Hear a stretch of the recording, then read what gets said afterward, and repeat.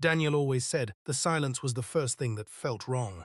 Not the voice, not the footsteps, not the thing outside the tent, the silence. This happened during the winter of 2021 in northern Sweden. Daniel and his girlfriend, Emma, had planned a 4-day camping trip near a frozen lake almost 40 kilometers away from the nearest town. They'd done winter camping before, and both of them liked isolated places where there were no tourists, no cabins, and no phone signal. At least that's what they thought they wanted. The drive there took nearly 6 hours through winding roads surrounded by endless forest. By the time they reached the trailhead, daylight was already fading behind the mountains. Emma looked at the dark woods ahead and laughed nervously. Still time to turn around. Daniel smiled. Too late now. At first, everything felt normal. The lake was beautiful, completely frozen over. The snow reflected moonlight so brightly it almost looked blue. Tall pine trees surrounded the area from every direction, blocking out the rest of the world. They set up their tent beside the shoreline and started a fire, while snow drifted quietly through the air. For a few hours, the trip felt perfect. They cooked soup over the fire, drank coffee, told stories, watched the flames crackle beneath the stars. Around midnight, Emma suddenly stopped talking. Daniel noticed her staring toward the forest. "What?" he asked. Emma didn't answer immediately. She just listened. Then she quietly said, "The woods are silent." Daniel looked around. At first he didn't understand what she meant. Then he realized, no wind, no birds, no movement, no distant cracking branches, nothing. The entire forest sounded dead. Even the fire suddenly seemed quieter. Daniel felt a strange pressure in his chest. That instinctive feeling people get right before something bad happens. Emma moved closer to him. "I don't like this," she whispered. Daniel tried laughing it off. "It's probably just because of the snow." But even he didn't believe that. Then they heard it. Crunch. A slow footstep somewhere behind their tent. Both of them froze. Crunch, crunch. Another step. Heavy, deliberate, human. Daniel stared toward the darkness between the trees. The firelight barely reached beyond the campsite. Everything farther out disappeared into blackness.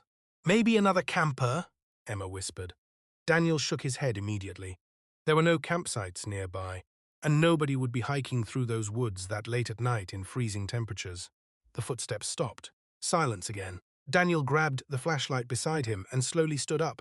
"Stay here," he said. Emma grabbed his arm. "Don't." But Daniel already clicked on the flashlight. The beam cut through the darkness between the trees. Nothing, just snow, pine trunks, fog drifting through the forest. No person, no movement. Daniel exhaled slowly. "See? Probably an animal." The second he sat back down beside the fire, crunch. A footstep directly beside the tent. Emma gasped. Daniel spun around. The flashlight beam shook violently in his hand. And then they heard it. A voice, soft, weak. "Help me!" The voice came from somewhere beyond the trees. Emma immediately whispered, "No." Daniel felt every hair on his arms stand up. The voice sounded strange, not scared, not panicked, flat, emotionless as, "Please," the voice said again. "Help me." It sounded closer now, way closer. Daniel stood up again. "Hello," he shouted. No answer. Then the voice suddenly came from the opposite direction. "Help me!" Emma grabbed Daniel's jacket. "That's impossible." The voice kept moving, 1 second deep in the woods, the next only a few meters away, like something was circling them. Daniel's stomach tightened, because no human could move through deep snow that fast without making noise. Then came another sound. Crunch, crunch, crunch. Footsteps circling the tent. Slowly, Emma backed toward the tent entrance. "Get inside," she whispered. They climbed into the tent and zipped it shut. Daniel turned off the flashlight. Outside, the footsteps continued. Crunch, crunch, crunch, circling. Emma covered her mouth, trying not to breathe too loudly. Then something brushed against the outside fabric. Long, slow, like fingers dragging across the tent wall. Emma nearly screamed. Daniel shouted, "Who's out there?" No response. Just silence. Then the voice returned. This time directly outside the tent. "Please let me in." Emma started crying quietly. Daniel gripped the flashlight so tightly his hands hurt. The voice sounded wrong. Almost human, but not completely, like someone imitating how fear should sound. Then came a soft laugh. Not loud, not aggressive, just a quiet little laugh outside the tent. Daniel's blood turned cold. The footsteps suddenly stopped moving. Complete silence returned. Several seconds passed. Then something slammed violently into the side of the tent. Emma screamed. Daniel instantly turned on the flashlight. The beam illuminated the tent wall. For half a second, they saw the outline of a tall figure standing inches away. Too tall. Its head reached higher than the tent itself. Then it moved fast. The figure sprinted into the darkness between the trees. The footsteps echoed through the forest at impossible speed. Crunch, crunch, crunch, then nothing. Daniel and Emma didn't sleep for the rest of the night. They sat silently inside the tent waiting for sunrise, while every small sound made them flinch. At one point, around 4 in the morning, Emma quietly whispered, "I can still hear breathing." Daniel listened carefully and realized she was right. Somewhere outside the tent, something was breathing. Slow, heavy, just beyond the fabric. Neither of them moved until daylight finally began appearing through the trees. The second the sun rose, Daniel unzipped the tent. The campsite looked normal. The fire had died completely. Snow covered most of the ground, but surrounding the tent were footprints. Bare human footprints. Daniel stared at them in disbelief. No boots, no shoes, just naked footprints pressed deep into the snow. Emma whispered, "Oh God!" The footprints circled the tent several times, and then suddenly stopped. Not faded, not covered, stopped, in the middle of open snow, as if whoever made them simply vanished. Daniel followed the trail carefully. There were no tracks leading away, no drag marks, nothing, just the final barefoot print ending in the snow. Emma refused to stay another second. They packed everything in silence and left immediately. But the worst part happened after they got home. 2 days later, Daniel checked the audio recorder on his camera. He'd accidentally left it recording inside the tent during the night. At first, the audio was mostly breathing and movement. Then around 3:17 a.m., there was whispering, very faint. Daniel turned the volume all the way up and heard a voice outside the tent quietly say, "There are 2 of them." A second voice answered from farther away in the woods, "Not anymore." Ethan said the fog made everything feel smaller, closer, trapped. By the second night in the Scottish Highlands, the 3 hikers already regretted taking the shortcut trail. It was supposed to save them nearly 6 hours. Instead, it led them deep into a section of wilderness locals had specifically warned them to avoid after dark, but at the time, they laughed it off. Tourist stories, local myths, the usual nonsense people tell hikers. Now, standing in freezing fog with darkness surrounding them from every direction, none of them were laughing anymore. The trip had started normally. Ethan, Mark, and Lewis were university friends from England who spent most summers hiking remote trails across Europe. They liked difficult routes, dangerous weather, places most tourists avoided. The Highlands seemed perfect. Miles of empty hills, ancient forests, no phone signal, no nearby roads, just isolation. By sunset on the second day, thick fog rolled across the mountains so heavily they could barely see 10 feet ahead. Lewis looked around nervously. "We should stop here." Mark checked the map. "We're nowhere near the checkpoint. We can't even see the trail anymore." But the temperature was already dropping fast, and none of them wanted to keep hiking blind through rocky terrain. So they pitched their tents near a small cluster of trees beside the hills. The fog swallowed everything. Even their campfire looked weak and distant. Around 11 p.m., Ethan woke up suddenly. At first he didn't know why. Then he heard it. A whistle. Faint. Distant. One long note drifting through the fog somewhere far away. Ethan sat up inside the tent. A few seconds later, another whistle answered. This one came from a different direction. Ethan frowned. "Mark," he whispered. The tent beside him rustled. "You hear that too?" The whistles continued. One, then another, always from different directions. Lewis unzipped his tent slightly. "What the hell is that?" Nobody answered. The sound echoed strangely through the hills. Almost human, but not quite, like someone trying to imitate a whistle perfectly. The fog outside moved slowly between the trees. The campfire crackled weakly. Then the whistles stopped. Complete silence. Ethan exhaled. Probably other hikers, but before anyone could respond, a sizzle sounded directly behind the tents. Close, very close. Lewis immediately zipped his tent shut. "Oh, hell no." Mark grabbed the flashlight. "You guys are seriously freaking out over whistles?" But even his voice sounded nervous now. He stepped outside the tent. The flashlight beam barely cut through the fog. Nothing, only grey mist drifting silently between dark trees. Then came a sound from somewhere in the fog. Crunch, a footstep. Mark turned quickly. "Hello," no response. Another footstep, then another, slow, deliberate. Something was moving around the campsite. Ethan climbed out beside Mark. The freezing air hit instantly. The silence felt wrong. Too heavy. Even the wind had disappeared. Then the whistle returned, this time directly to Ethan's left. He spun the flashlight and froze. A figure stood in the fog, roughly 20 feet away, tall, motionless, the outline barely visible through the mist. Ethan's voice caught in his throat. Someone's there. Mark pointed his flashlight toward it. The beam illuminated only fog. The figure was gone. Lewis stepped out of the tent. What? Before Ethan could answer, another whistle echoed behind them, then another, all around the campsite. The whistles were circling them. Lewis whispered, "There's more than one." The three hikers backed closer together. The fog seemed thicker now, almost alive. Then they heard movement, footsteps, several sets, slowly walking around the campsite beyond visibility. Crunch, crunch, crunch. Ethan's breathing became shallow. Every instinct in his body screamed at him to run. But run where? They couldn't even see beyond the trees. Mark shouted into the fog. "Who's out there?" Silence. Then a whistle answered directly behind him. Mark spun around so fast he nearly slipped. Nothing. The footsteps suddenly stopped. The entire forest became completely silent. Then Ethan noticed something moving through the fog. Shapes. Several tall shapes standing motionless around the campsite. Watching, not approaching, just standing there. Lewis whispered, "Oh my God."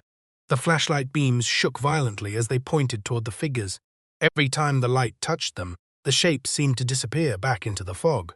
But there were too many. One near the trees, another behind the rocks, another farther up the hill, watching silently. Then one of them whistled again. This time the sound was almost right beside Ethan's ear. He panicked, inside the tents. Now, all three scrambled back into the campsite. They killed the fire immediately. Nobody wanted light anymore. For the next several hours, they stayed frozen inside the tents listening. The whistles continued. Sometimes distant, sometimes inches away. At one point, Ethan heard footsteps stop directly outside his tent. Then breathing, slow, wet. Something brushed lightly against the tent fabric. Ethan stopped breathing entirely. Then came a whisper outside, not loud, barely audible. "Come outside." Ethan squeezed his eyes shut. The voice sounded almost human, almost. But there was something empty inside it, something cold. The whisper came again. "We can't see you in there." Ethan didn't move. Hours passed like that. The whistles never fully stopped. Eventually, pale morning light began breaking through the fog. The silence disappeared. Birds returned. Wind moved through the hills again. Everything suddenly felt normal. Too normal. Mark slowly stepped outside first. The fog had mostly cleared, and that's when he saw the footprints. Dozens of them, boot prints surrounding the campsite, some only a few feet from the tents. Ethan stared in disbelief. There were far too many for just one or two people. The prints circled them repeatedly through the night. Lewis followed one trail toward the hill, then suddenly stopped. What is that? About 30 feet away, carved into the wet ground beside the rocks, were strange markings, long parallel lines. Like something had dragged sharp objects slowly through the dirt. Ethan looked around the empty highlands. The hills stretched endlessly into grey fog. No people, no campsites, no roads, nothing. They packed everything within minutes and left immediately. But years later, Ethan still says the worst part wasn't the whistles. It was what he noticed right before sunrise. During the final hour of darkness, the whistles stopped completely, and for a few seconds, he heard people breathing all around the tents, dozens of them, standing silently in the fog, waiting. Jonas never told anyone the full story for almost 3 years, even after he stopped camping, even after the nightmares started, even after he moved apartments because he couldn't sleep near open windows anymore. Because deep down, one thought still terrified him. If he had taken only a few more steps into those woods that night, he never would have come back out. It happened near the Austrian border during late October. Jonas was 28 at the time and traveling alone through Europe after a difficult breakup. Camping became his escape. No cities, no noise, no people, just forests. For nearly 2 weeks, everything went smoothly. He camped near lakes, hiked mountain trails, photographed old villages. Then he reached a woodland region locals repeatedly warned him about. Not because of animals, not because people disappeared, but because of the sounds. An old woman working inside a roadside cafe asked where he planned to camp. When Jonas showed her the trail map, her smile faded immediately. "You should not stay there after dark," she said. Jonas laughed politely. "Why?" The woman hesitated before answering. "People hear things in those woods." Jonas assumed she meant local ghost stories. Every rural town had them. So he ignored the warning. By evening, he reached a small clearing surrounded by enormous pine trees. The forest felt ancient, dense, silent, too silent. Still, the location was beautiful. Moonlight filtered through the branches while cold wind drifted across the trail. Jonas pitched his tent beside a fallen tree and cooked dinner over a portable stove. Everything seemed normal. until around 1:40 a.m. That's when he woke up hearing someone crying. At first, he thought he was dreaming. The crying sounded faint, far away, a little girl, soft sobbing somewhere deep in the woods. Jonas slowly sat upright inside the tent. The crying continued. "Help?" Jonas frowned. "A child? Out there? At nearly 2 in the morning?" The crying sounded terrified. "Please help me." Jonas immediately reached for his flashlight. Every instinct told him someone was lost.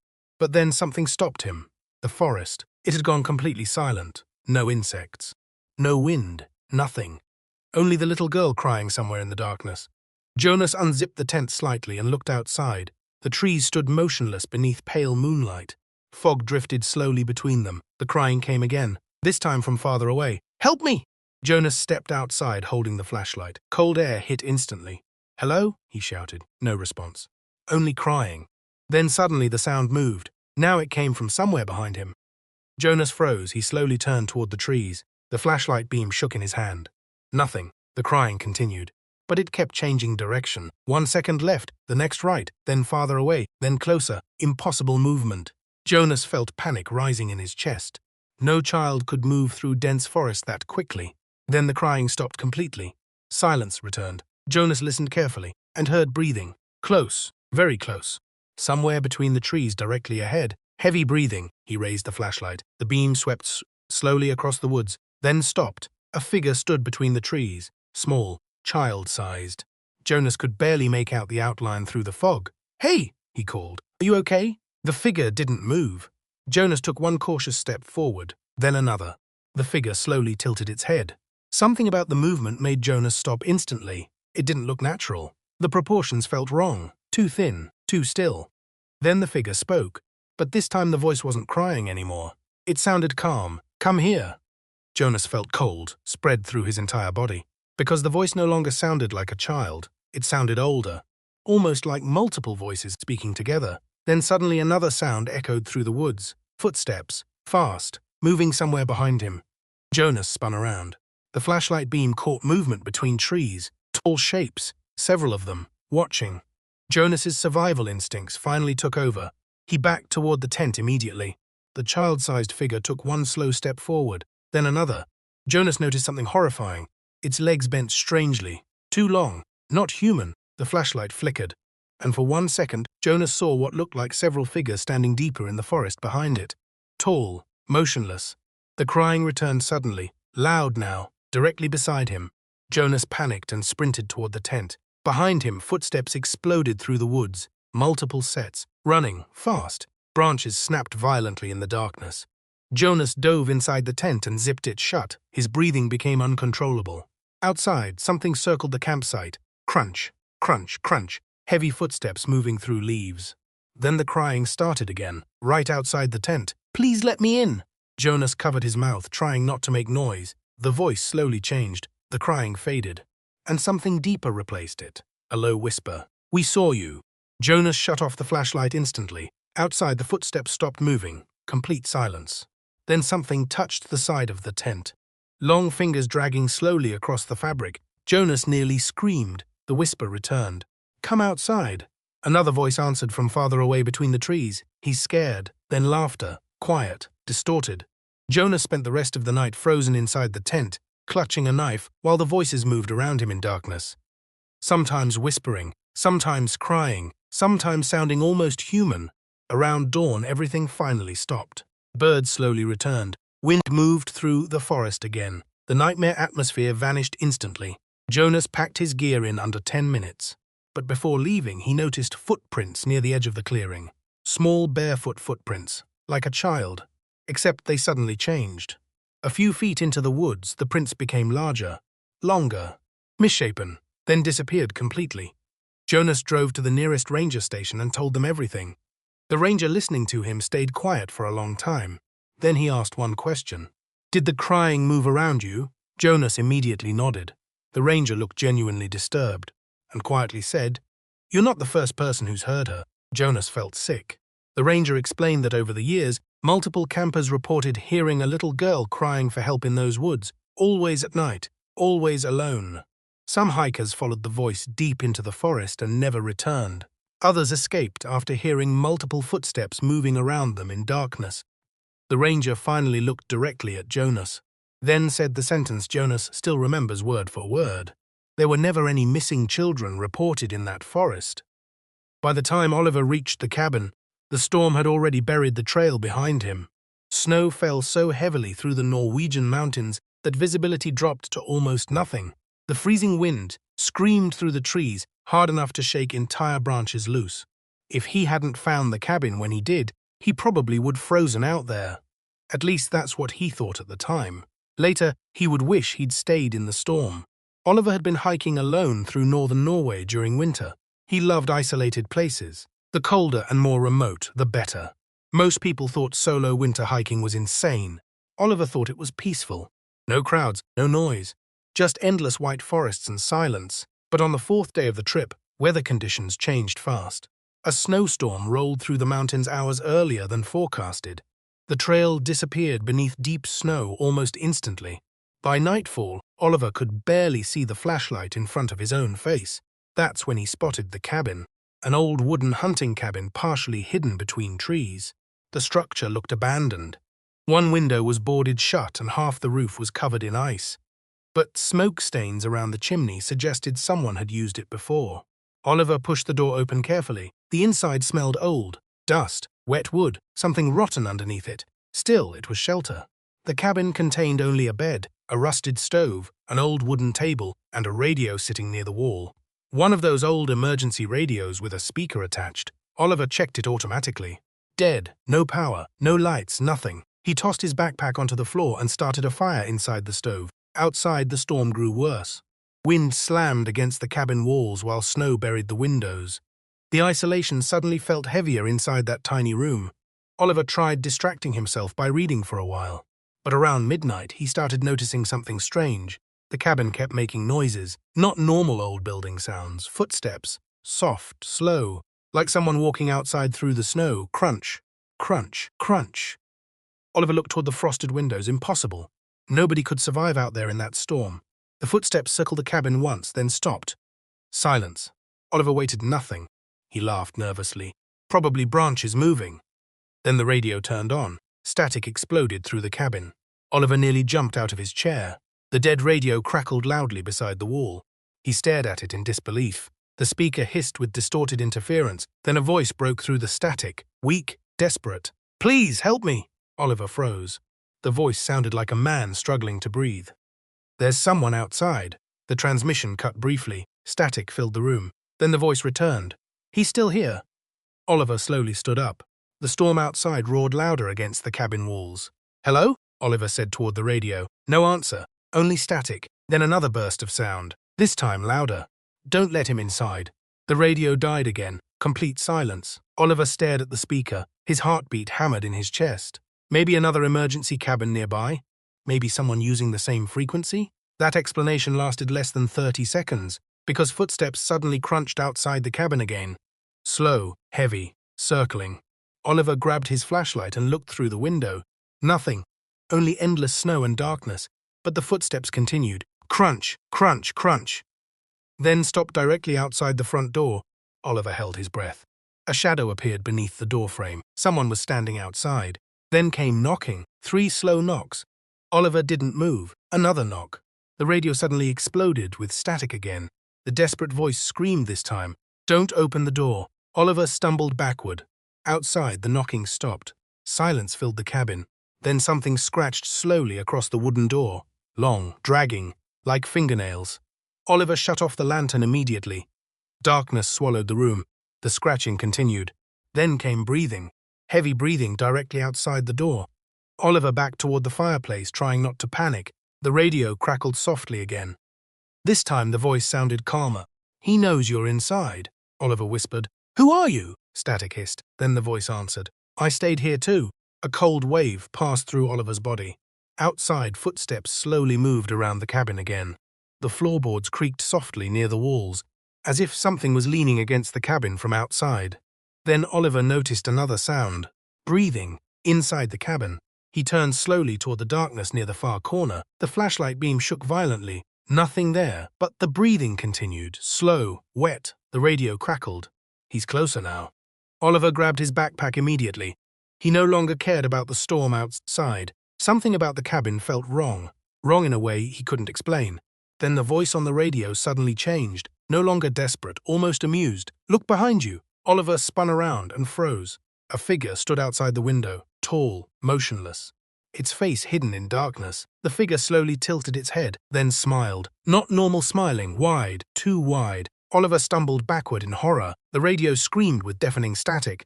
Then another voice came through, a different voice, low, distorted. He opened the door last time. The lights inside the radio flickered violently despite having no power source. Oliver ran toward the door immediately. Outside, the storm howled through the mountains, but as he grabbed the handle, he heard footsteps inside the cabin behind him. Not outside, inside. Crunch. Slowly moving across the wooden floor. Oliver turned. The flashlight beam swept through darkness, and for one horrifying second he saw a silhouette standing beside the bed, tall, thin, watching him. Then the radio spoke one final time, quietly, using Oliver's name. "Don't leave me here, Oliver." The voice came from directly behind him. He ran. Oliver sprinted into the storm without looking back. Snow blinded him instantly while freezing wind tore through the forest. He didn't stop running until sunrise. Hours later, exhausted and nearly hypothermic, he finally reached a ranger station. When Oliver explained what happened, the ranger listening slowly went pale. Then he asked, "You stayed in the old hunter's cabin?" Oliver nodded. The ranger stared silently for several seconds, then quietly explained something terrifying. The cabin had been abandoned for over 20 years. A hunter disappeared there during a winter storm in the 1990s. Search teams later found the cabin empty, but inside, they discovered an emergency radio still transmitting, over and over, the same message repeating through static. "There's someone outside." Captain Julien Moreau spent nearly 11 years working search and rescue in the French Alps. He had searched for missing hikers during blizzards, recovered bodies from ravines, found people days after they were declared dead. But there was only one operation he refused to talk about afterward, because according to Julien, that was the only night the forest ever spoke back. It happened during October of 2022. A 24-year-old backpacker named Adrien Lefebvre vanished while hiking through a remote mountain forest near the French border. At first, nobody panicked. Hikers got lost there occasionally. Phone signal in the region was terrible. But then Adrian's girlfriend received a final voice message from him around 11:43 p.m. The message lasted only 19 seconds. At first, there was nothing except heavy breathing. Then Adrian whispered, "It suddenly got quiet out here." A few seconds later, something cracked loudly in the distance. Adrian inhaled sharply. Then he whispered one final sentence. "I think someone's outside my tent." The recording ended there. By sunrise, rescue teams were already searching the forest. Julien led a 6-man unit with 2 trained search dogs. The weather conditions were terrible: cold rain, heavy fog, visibility constantly changing. But the experienced rescuers weren't worried at first, until nightfall arrived. That's when things changed. The deeper they moved into the forest, the stranger the woods felt. Too quiet. Julien noticed it first. No insects, no birds, no wind moving through branches, nothing, only the sound of boots pressing through wet leaves. One rescuer quietly muttered, "This place feels wrong." Nobody answered. The dogs suddenly stopped walking. Both animals froze beside the trail. Their ears flattened backward. Julien frowned. "What's wrong with them?" One handler tugged gently on the leash. The dog refused to move. Then came the voice, faint, far away. "Help me!" Everyone froze instantly. The voice echoed somewhere deep between the trees. A young man, terrified, Adrian. One rescuer immediately grabbed his radio. "We hear him, northeast side of the ridge." Then the voice came again, closer. "Please help me!" The team sprinted toward the sound. Flashlights bounced wildly through fog while branches snapped beneath their boots. But no matter how far they ran, the voice stayed distant, always just ahead. Julien slowed down. Something felt wrong. Adrian sounded exhausted, panicked. But the voice never changed distance naturally. It moved too perfectly, like someone playing audio through the forest. The dogs suddenly began growling, deep, aggressive. Then they stopped completely. Both animals backed away from the trees, whining softly. Julien raised his flashlight. Movement. Something tall slipped behind the fog between the pines, too fast to identify. One rescuer whispered, "Did you see that?" Before anyone answered, the voice screamed again, this time directly behind them. "Help me!" The entire team spun around. Nothing there, only darkness. And then another voice echoed through the woods, a different voice. using Julien's name. Julien! His blood turned cold instantly, because the voice sounded exactly like his younger brother. The same brother who died years earlier. Julien stepped backward. No! The whisper came again. Julien, over here! One of the rescuers suddenly shouted. It's copying us. Then another voice echoed farther away, using one rescuer's exact accent. Then another. The forest started repeating them. Not immediately, a few seconds after they spoke. Like something hidden in the trees was learning their voices. The fog thickened around them. The silence between sounds became unbearable.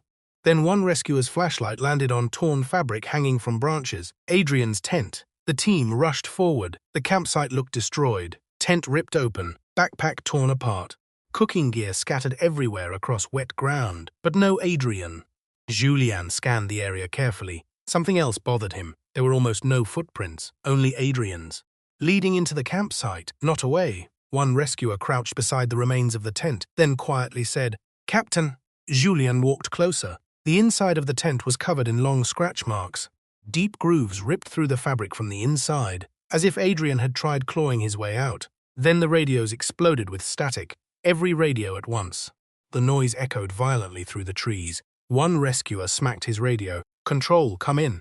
Only static answered. Then through the interference, breathing, heavy breathing. A voice whispered across Julien's radio. "Still looking for him?" Julien nearly dropped it. The voice didn't belong to anyone on the team. One rescuer pointed toward the trees and froze. Several figures stood silently between the pines, tall, dark, motionless, watching, at least 6 of them. The flashlight beams shook violently. Whenever light fully touched the figures, they seemed to disappear back into darkness. But they kept reappearing somewhere else, closer each time. One of the dogs started screaming, not barking, screaming. Julien felt panic spreading through the team, then the voices returned, all around them now. "Help me. Over here. Don't leave me." Different voices, different directions. The rescuers slowly backed together near the destroyed campsite. Then one of the shadow figures moved, not walking, jerking strangely between trees with unnatural speed. The team completely lost control. One rescuer fired an emergency flare into the sky. Red light exploded above the forest. For one horrifying second, the flare illuminated everything. The trees, the fog, the campsite, and dozens of figures standing silently throughout the woods. Far more than they first saw. The flare faded. Darkness swallowed the forest again. Then complete silence. The voices stopped instantly. The figures vanished. Julien shouted, "We're leaving now." Nobody argued. The team abandoned the search site and moved back through the forest as fast as possible. The dogs pulled desperately toward the trail like they wanted to escape. Nobody spoke during the hike out. But Julien later admitted something terrifying. Several times while leaving the forest, he heard footsteps matching the team's pace somewhere in the darkness beside them. Always hidden, always close. The rescue operation officially ended the following morning. Adrien Lefebvre was never found. But weeks later, investigators recovered his damaged phone beneath wet leaves nearly 2 kilometers from the campsite. Most of the files were corrupted, except for one final audio recording. The recording began with silence. Then Adrian whispering nervously, "Who's there?" A few seconds later, a voice answered him from outside the tent. Using Adrian's own voice, nobody blamed Tyler for what happened that night, at least not openly, because every person at that campsite admitted the same thing afterward. If they had heard that voice outside the tent, they probably would followed it too. The trip happened during early autumn in rural Canada. 5 friends rented a remote lakeside campsite nearly 3 hours away from the nearest town. No cabins, no electricity, no signal, just forest. Tyler was the loudest one in the group. Funny, confident, the kind of person who never seemed scared of anything, which made what happened later even harder to explain. The first day felt normal. They hiked trails, cooked food over the fire, played music, drank beer beside the lake while the sun disappeared behind endless pine trees. Around midnight, temperatures dropped sharply. The group slowly retreated into their tents while the fire burned lower outside. Tyler shared a tent with his best friend Mason. Before falling asleep, Mason remembered hearing something strange outside, not footsteps, movement, soft rustling somewhere beyond the trees. At first he ignored it. Forests always made noises at night. But sometime around 2:30 a.m., Mason woke up suddenly because someone was whispering outside the tent. "Tyler!" Mason opened his eyes slowly. The whisper came again. "Tyler, come here!" Mason frowned, half asleep. The voice sounded familiar, almost like their friend Eric. Tyler shifted beside him. "You hear that?" Mason whispered. Tyler sat upright immediately. Outside, the voice came again. "Tyler?" Now it sounded farther away, near the trees. Tyler unzipped the tent slightly. Cold air drifted inside. "Eric?" Tyler whispered. No answer. Then the voice returned. "Come help me." Mason instantly sat up straighter. Something felt wrong. Eric's tent was on the opposite side of the campsite. Why would he be standing alone in the woods? Tyler grabbed the flashlight. "I think something happened." Mason grabbed his arm immediately. "Wait." The woods outside had gone completely silent. No insects, no wind, nothing, just darkness. Then came another whisper. "Closer now." "Tyler." Mason felt cold spread through his chest. The voice sounded exactly like Eric, but emotionless, flat, like someone trying to imitate him. Tyler slowly climbed out of the tent. "Eric?" he called quietly. The flashlight beam moved across trees and fog. Nothing there. Then the voice came again, from deeper in the woods. "Hurry." Tyler started walking toward the trees. Mason immediately climbed out behind him. "Tyler, stop." But Tyler kept moving, like he was hypnotized. The flashlight beam bounced through darkness while dead leaves crunched beneath his boots. "Eric!" Tyler shouted. Still no response, only silence. Then movement flashed briefly between the trees ahead. A figure, tall, standing motionless in darkness. Tyler froze. "Eric?" The figure slowly moved behind another tree, then disappeared. Mason's heartbeat sped up violently. Something about the shape felt wrong. Too tall, too thin. The voice suddenly came from somewhere farther ahead. "Tyler, over here." Mason grabbed Tyler's jacket. "Dude, we need to go back." Tyler hesitated. Then they heard another voice behind them. "Tyler?" Both of them turned instantly. Eric stood near the campsite holding a lantern, confused, half asleep. Mason felt his stomach drop, because the voice leading them into the woods couldn't have been Eric. Tyler slowly looked back toward the trees ahead. The forest was completely dark now, still, silent. Then came a whistle from somewhere deep between the pines, long, low, almost human. Tyler whispered, "What the hell?" Suddenly branches cracked nearby. Something moved fast through the woods beside them. Not walking, running. Mason grabbed Tyler's arm hard. "Run." Both of them sprinted back toward the campsite. Behind them, heavy footsteps exploded through the darkness. Fast, too fast. The trees shook violently beside the trail while something large moved parallel to them, hidden behind the woods. Tyler nearly slipped reaching the tents. The entire group woke instantly. "What happened? What's going on?" Tyler tried speaking but couldn't breathe properly. Then everyone heard it. Footsteps circling the campsite. Crunch, crunch, crunch. Slowly moving around them beyond the firelight. Eric whispered, "There's someone out there." Nobody moved. The footsteps continued circling. One complete lap around the campsite, then another, then silence. Several terrifying seconds passed. Then a voice whispered from the darkness beyond the trees. "Tyler!" The group froze. Because now everyone heard it clearly. It sounded exactly like Eric. But Eric was standing beside them. The voice laughed softly. A horrible, distorted laugh. Then branches snapped loudly somewhere deeper in the forest. The footsteps suddenly ran away at impossible speed. Within seconds, the woods became silent again. Nobody slept afterward. They stayed beside the fire until sunrise, holding flashlights and knives while watching the tree line. When daylight finally arrived, Tyler and Mason searched the area where the voice first appeared. That's when they found the footprints. Large bare footprints pressed deep into wet earth near the trees. The tracks continued into the forest, only inward.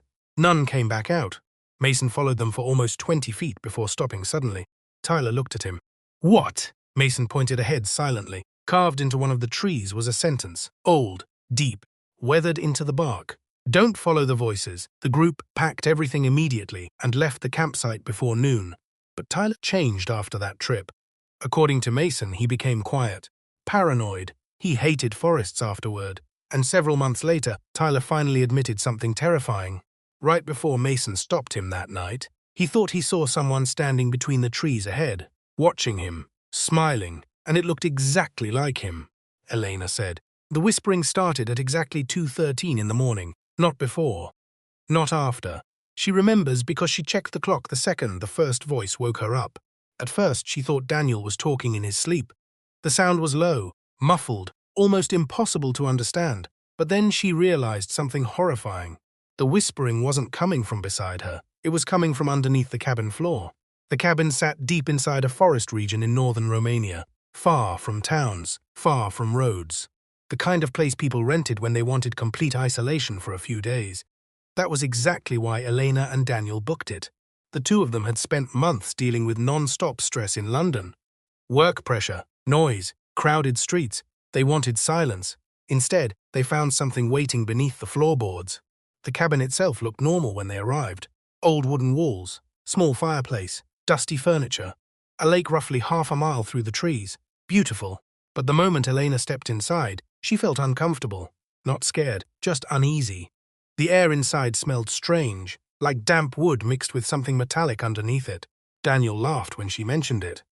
"It's an old cabin," he said. "What did you expect?" For most of the evening, everything felt fine. They cooked dinner, drank wine beside the fireplace, listened to rain hitting the roof. Outside, the forest looked endless beneath the storm. By midnight, the rain became heavier. Wind rattled the windows while tree branches scraped softly against the walls. Eventually, they went to bed. Then the whispering began. Elena opened her eyes slowly in darkness. At first, the voices sounded too faint to understand. Several people whispering at once beneath the floor. She nudged Daniel awake immediately. "Listen." Daniel frowned sleepily. The whispering continued. Soft, rapid, overlapping voices speaking underneath them. Daniel sat upright. "What the hell is that?" The voices stopped instantly. Silence filled the cabin.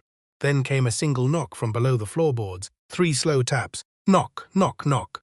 Elena grabbed Daniel's arm hard. "There's someone under the cabin." Daniel climbed out of bed and grabbed the flashlight. The cabin stood on raised wooden supports several feet above the ground. There was enough space underneath for someone to crawl beneath it. Daniel moved toward the front window carefully. Rain hammered the glass outside. The flashlight beam swept across mud and darkness beneath the cabin. Nothing there, no movement, no person. Daniel exhaled slowly, probably animals, but neither of them believed that. The second he returned to bed, the whispering started again. Louder now, dozens of overlapping voices, speaking too quickly to understand. Elena felt panic rising in her chest. Then suddenly one sentence became clear. A woman's voice, directly beneath them. "She's awake." Daniel froze. The voices immediately stopped again. Silence. Then another voice whispered, "They can hear us." Elena's entire body went cold, because the voices sounded close, way too close, like they were directly under the wooden floorboards beneath the bed. Daniel grabbed the flashlight again. This time he opened the bedroom door and searched the entire cabin. Kitchen, bathroom, storage room, nothing. But while checking the hallway, he noticed something strange near the fireplace. Scratches. Long, deep scratches carved into the wooden floor, as if someone had dragged something heavy across it repeatedly. Elena stared at them nervously. Those weren't here before. Then the cabin lights flickered, once, twice, and shut off completely. Darkness swallowed the room. Outside, the storm suddenly stopped. No rain, no wind, nothing. The forest had gone completely silent, Elena whispered. "Daniel!" Then came the whispering again, this time from directly underneath them, louder than before. The voices sounded excited now, fast, overlapping whispers repeating the same sentence over and over. "They're still here! They're still here! They're still here!"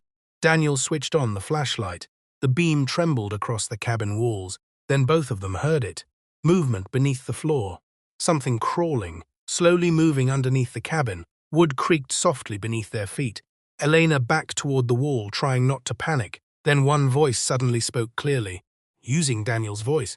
"Elena." She froze instantly. Daniel looked horrified because he hadn't spoken. The voice repeated from beneath the floorboards. "Elena, come here." It sounded exactly like him. Perfectly. Then another voice copied Elena. "Daniel." The flashlight shook violently in Daniel's hand. The whispering underneath the cabin grew louder, more aggressive, more excited. Then came laughter.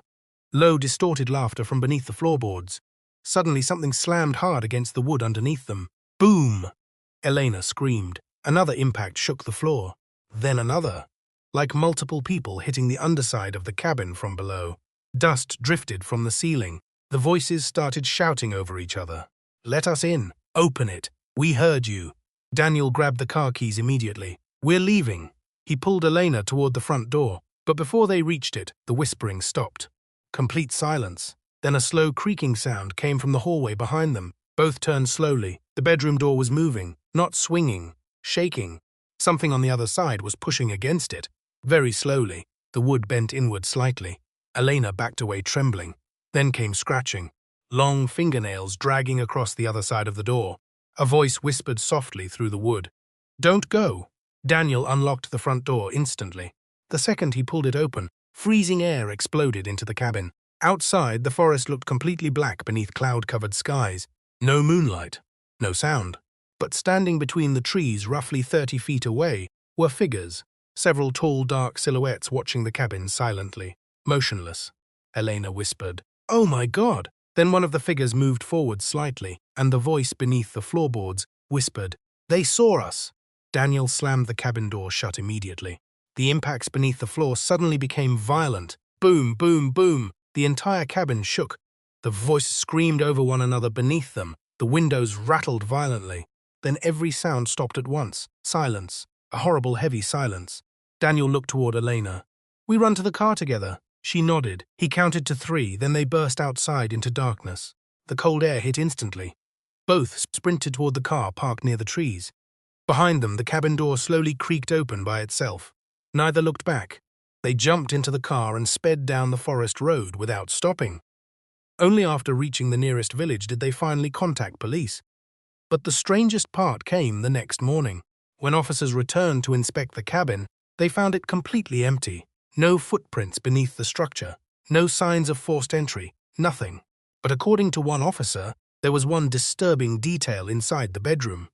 Fresh scratch marks had appeared beneath the bed, and carved repeatedly into the wooden floorboards were the same words, "We heard you talking." The emergency recording lasted 11 minutes and 32 seconds. Most of it was silence, no screaming, no attack, no obvious danger, just footsteps, heavy breathing, and a man slowly realizing something impossible was following him through the forest. The recording belonged to a Finnish hiker named Mika Salonen, and according to the rescue team who eventually found his phone, the final 2 minutes were disturbing enough that several officers refused to listen to them twice. Mika disappeared during late November of 2023. He was an experienced solo hiker who often explored remote forest trails across Finland. He knew survival techniques, navigation, winter camping, the kind of person who never panicked easily. That's why what happened to him terrified investigators afterward. Because if someone like Mika could completely lose control out there, what exactly did he hear in those woods? The trip began normally. Mika documented most of his hikes with a small audio recorder for a travel podcast he ran online. His recordings from the first day sounded peaceful, snow crunching beneath boots, wind through trees, occasional quiet commentary about the trail, nothing unusual. By the second evening, however, weather conditions worsened. Fog rolled through the forest earlier than expected while temperatures dropped below freezing. Mika decided to camp near an isolated section of woodland several miles from the nearest road. At 8:47 p.m., his final normal recording was uploaded automatically through satellite connection. In it, Mika laughs quietly and says, "This place is so silent it almost feels fake." That sentence later became heavily discussed online after the investigation, because silence was the first thing every witness mentioned afterward. Around midnight, Mika started recording again.